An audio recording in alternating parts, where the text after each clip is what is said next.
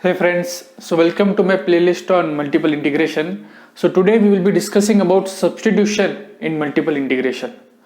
So you are playing with this substitution from long time, right? I mean, you have done the substitution in single integration, right? If it was difficult to solve in Cartesian, like if something is given like x square upon something something, if it was difficult to solve, what you do, you introduce a variable. Like suppose you do substitution like x square equal to t, you do this substitution, and once you do the substitution, what happens, the limit changes because now everything will be in terms of t. And what will be your dx? Your dx will be nothing but, from here you have 2x dx equal to dt, so you replace your dt by dx by dt upon 2x, which is nothing but dt upon 2 root t. So you replace your dx by this quantity. So you replace your dx not only by dt but by some factor, and similarly you substitute in the integrand and you do the integration. The same thing happens in higher order integration as well, or higher n-fold integration as well. Okay, so like in double integration, you have already seen that if a problem was difficult to solve in a Cartesian, you took help of polar coordinates. In triple integration, if it was difficult to solve, you took help of cylindrical and spherical coordinates. Okay, so all this substitutions you did, but then now we are going to see in general, because one can ask, are these the only substitutions? Answer is no. In general, you can do any substitution which you want. If those previous substitutions are not helpful and the problem is difficult in Cartesian, then substitution will help you in many ways. So today I'm going to tell you the formal way and the steps one should follow to solve a problem if they are doing some substitution in second, third or any n-fold integration. So let's see this in a formal way, and after that I will tell you what was the difference between this and the polar, spherical and cylindrical coordinate system. Okay, so there was a small difference, that's why we studied them earlier, okay, and not along with this. So what was the idea of Jacobi? So Jacobi was the one who proved this theorem. So I'll be state that theorem, but let's try to understand that theorem first. So suppose you have a function f from a two-dimensional space to one-dimensional space, and you want to do the double integration. Let me write over here, double integration of a function f of xy dx dy or dy dx over the region D, and it is difficult to solve. So what you do is you try to find a substitution or a transformation from another world. Like in polar you took help of r theta, in cylindrical r theta z. Okay, so you try to find in general a substitution from another world, say UV plane, and let me call this region as r, such that for every point over here, so here any point is what, x comma y, here any point is what, u comma v. So there is a function, say g, such that for any point over here it is image of some point from here. Okay, so like your x is something from of the form uv and your y is also of the form uv. Okay, so that's what, suppose you have a map like the standard thing r cos theta, suppose you have r and theta over here, so r comma theta goes to r cos theta comma r sin theta. So your x is a function of r and theta, y is a function of r and theta. Okay, I will tell you this again, but let me finish this. So what Jacobi said is, now if it is difficult to solve over here, now since you could able to define this function like any xy is what, it is of the form of, it is image of uv. Okay, so that means what, you replace your x by some function in terms of uv, your y by something in terms of uv. Okay, and then you multiply by some factor, that factor is nothing but absolute value of the determinant of the Jacobian matrix. About the Jacobian matrix I already talked in my previous lecture. If you have not seen, the link is there in the description. I have talked some nice results about Jacobian matrix, so see those as well. So you do this and you multiply by dA. Now here dA means du dv or dv du, and here dA means dx dy or dy dx. So that's what the Jacobi proved. So here integrating over d is same as integrating over this region.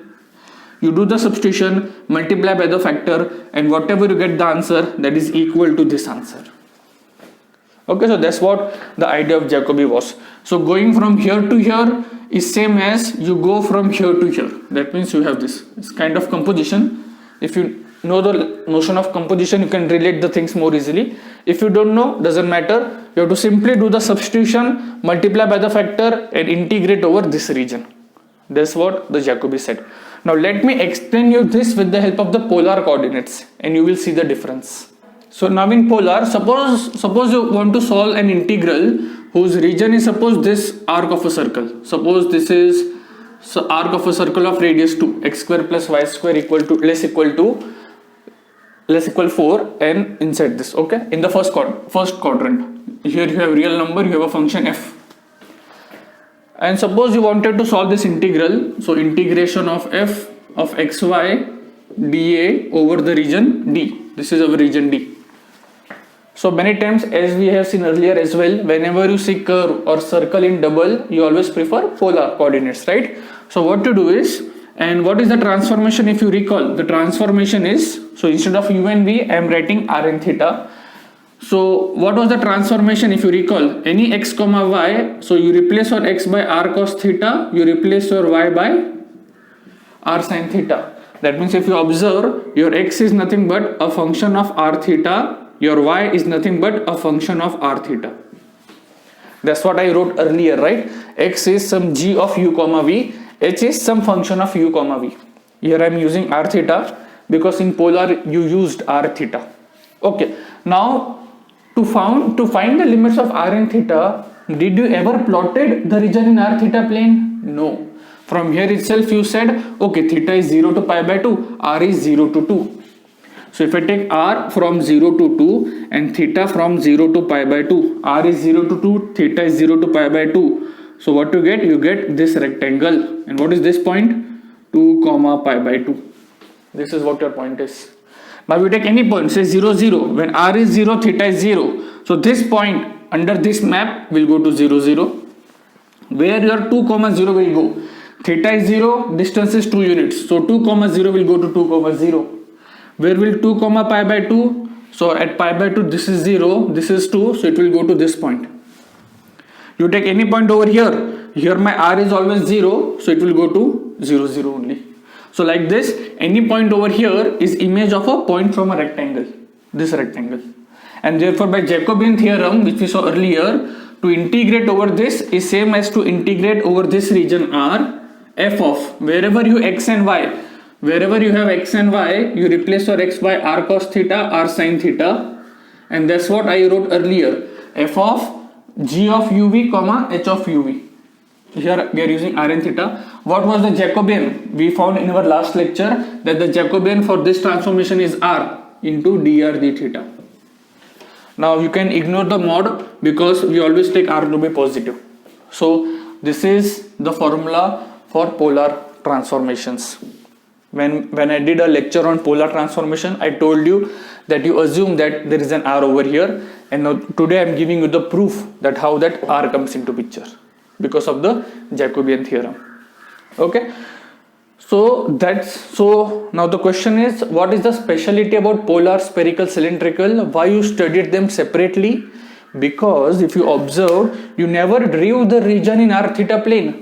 To find the limits of r and theta, you stayed in xy plane and you found the limits of r and theta. Same for cylindrical. Did you ever drew the region in r, theta and z plane? No. You stayed in xyz plane, you found the limits of r, theta, z. Similarly for spherical, you never drew the region in rho, phi and theta plane. By staying in xyz plane, you found the limits. So that's why they are special and those you study separately. And now, if you do any arbitrary substitution, then you need to draw the region in that UV plane, and once you draw the region in that UV plane, you can find the limits.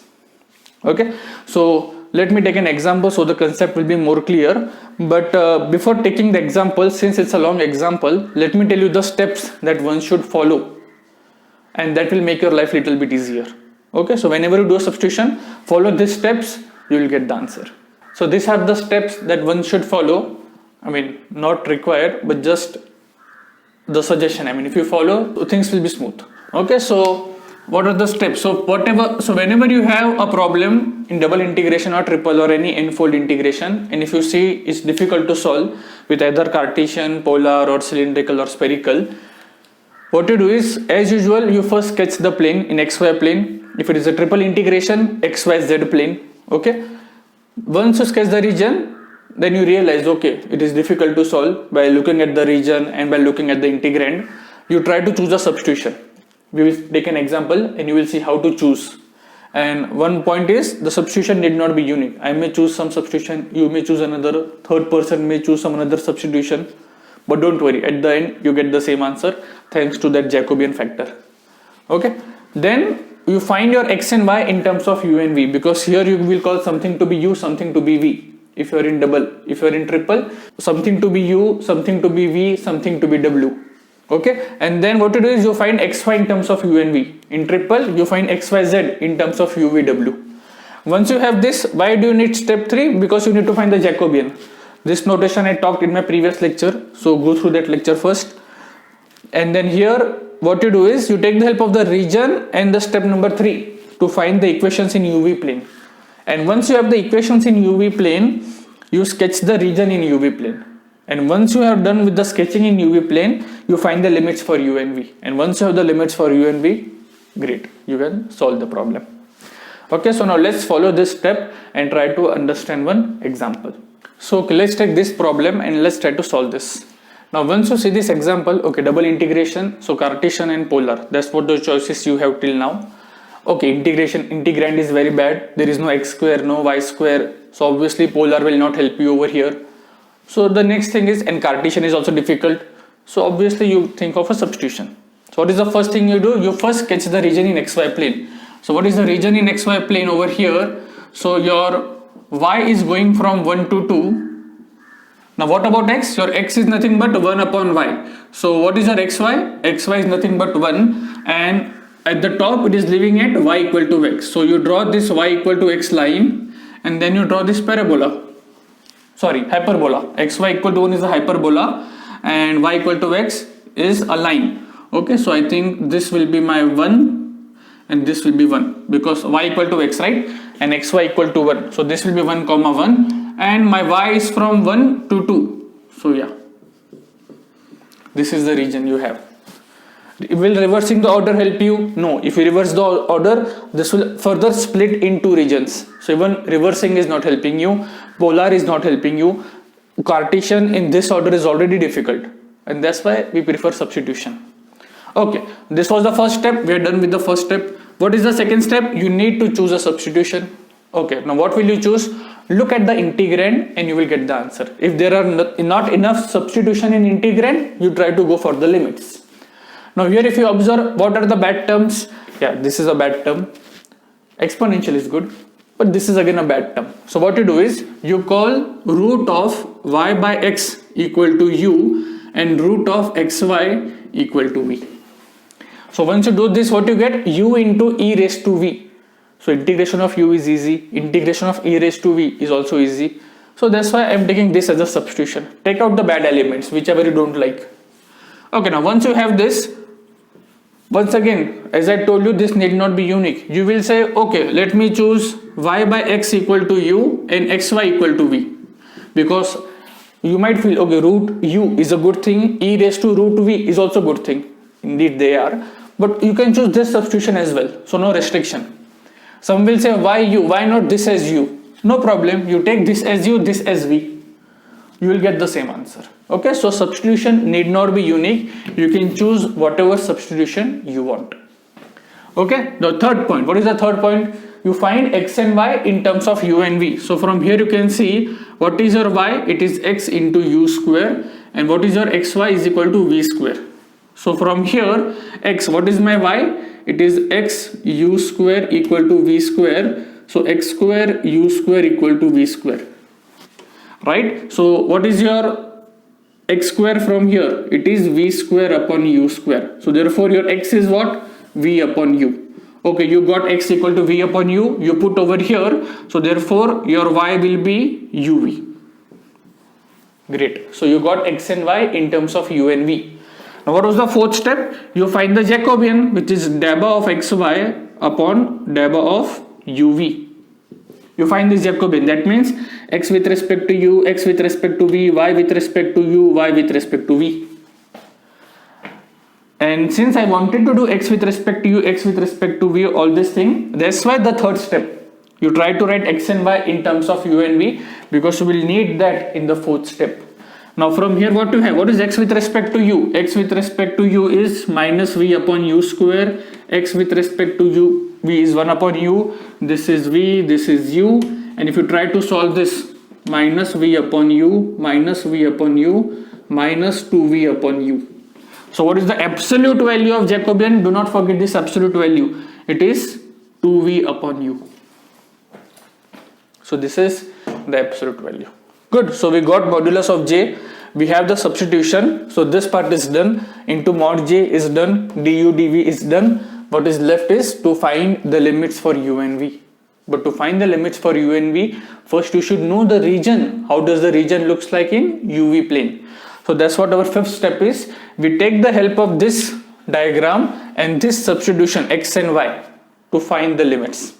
So what you do is, you always look at the boundaries, how the boundaries are behaving. So you know what is this? This is your xy equal to 1. What is this? Y equal to x.